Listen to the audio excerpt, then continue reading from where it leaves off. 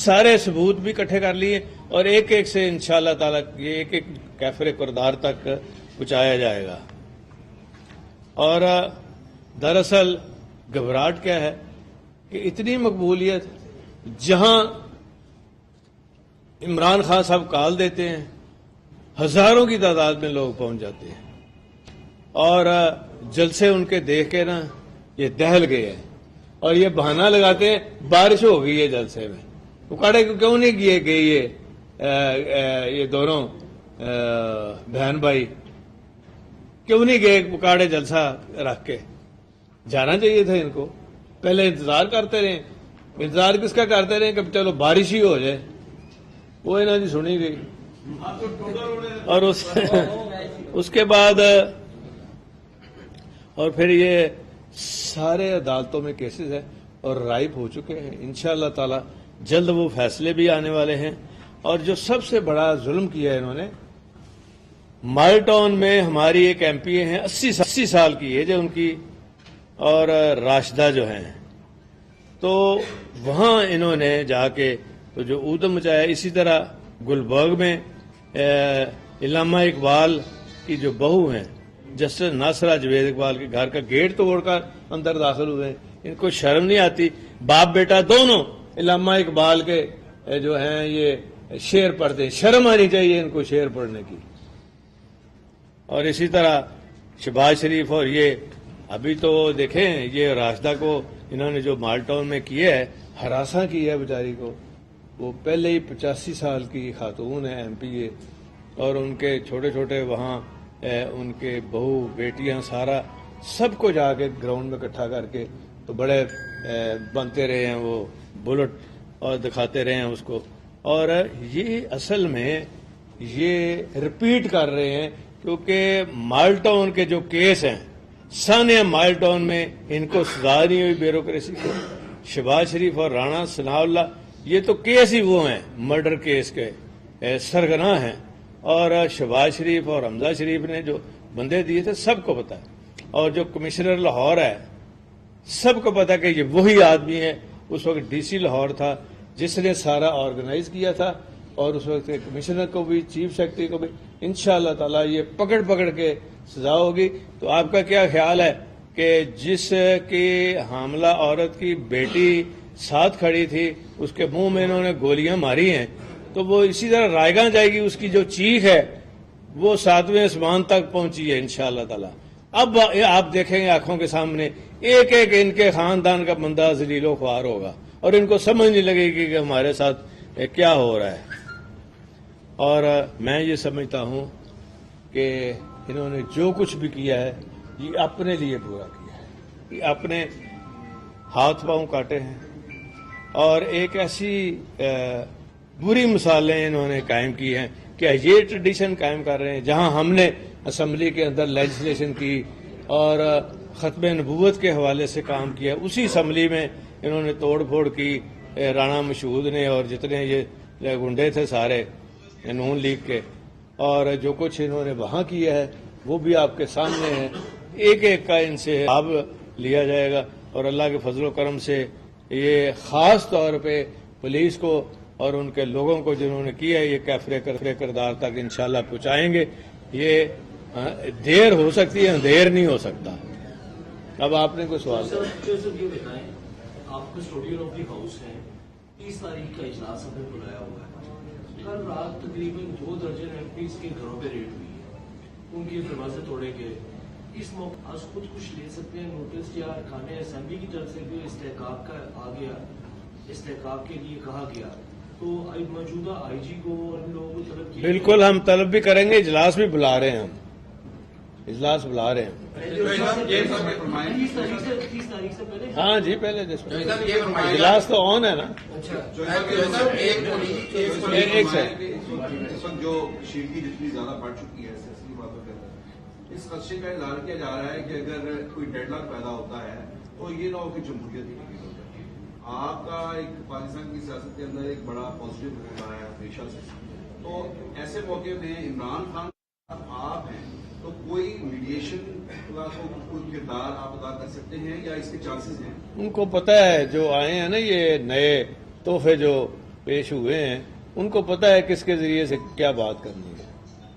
اچھا سر یہ بتائیے گا کہ ایک آصف علی زرداری کی ملاقات ہوتی ہے، اس کے بعد حکومت یہ فیصلہ کرتی ہے کہ آئینی مدت ہم اپنی پوری کریں گے، کیا کسی اداروں کی طرف سے ان کو گارنٹی دے دی گئی ہے یا پھر ان کا اپنا یہ فیصلہ ہے؟ یہ تو ادارے بتا سکتے ہیں یا زرداری صاحب بتا سکتے ہیں. اچھا صاحب یہ فرمائیے گا کہ رات ایک پولیس اہلکار شہید بھی ہوا جو واقعہ پیش آیا لاہور میں. شہید کیڑی گل تو کوئی ڈاکو پھڑن گئے سن؟ شہید کیڑی گل اس کو گولی لگی ہے، تو کیا آپ سمجھتے ہیں کہ جو اس آپ کسی کے گھر چور ڈاکو جب جاتے ہیں کسی کو کیا پتا کہ یہ چور ہے ڈاکو ہے اور کون آ رہا ہے، اور اس کی بیٹی ہے، اس کی بہنیں ہیں، بہو ہے، اس کی بیوی ہے، آپ اس کے گھر اس طرح دروازے توڑ کے جائیں گے تو وہ کیا سمجھے گا کہ ڈاکو آ گئے، اور ڈاکو کے ساتھ جو سلوک ہوتا ہے وہ ہوا ہے اس کے ساتھ. رانا ثناء اللہ فرماتا ہے کہ اکسا رہے ہیں ریاست کے ساتھ. وہ تو خود مجرم ہے سب سے بڑا ہے، یہ مال ٹاؤن کا سرگنا ہے.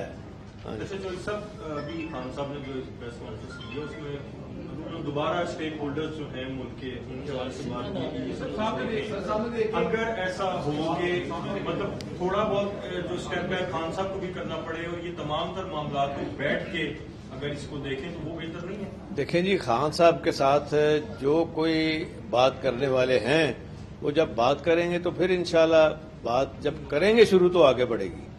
عمران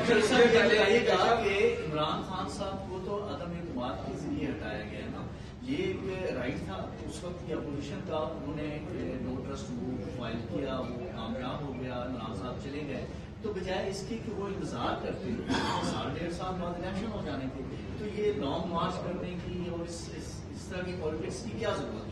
اس لیے ضرورت تھی کہ ملک بیٹھ رہا ہے، ملک کی معیشت بیٹھ رہی ہے، اور یہ بالکل عمران خان صاحب کا جو بیانیہ ہے کہ یہ شاید خدا نخواستہ یہ ہمارا ملک جو ہے یہ باہر سے بیٹھ کے چلانے کی کوشش کی جا رہی ہے، اس کی نگیشن بڑی ضروری ہے. تو وہ اس کے ساتھ یہ طے کرنا ضروری ہے کہ فوری طور پہ قومی سطح پہ الیکشن ہو.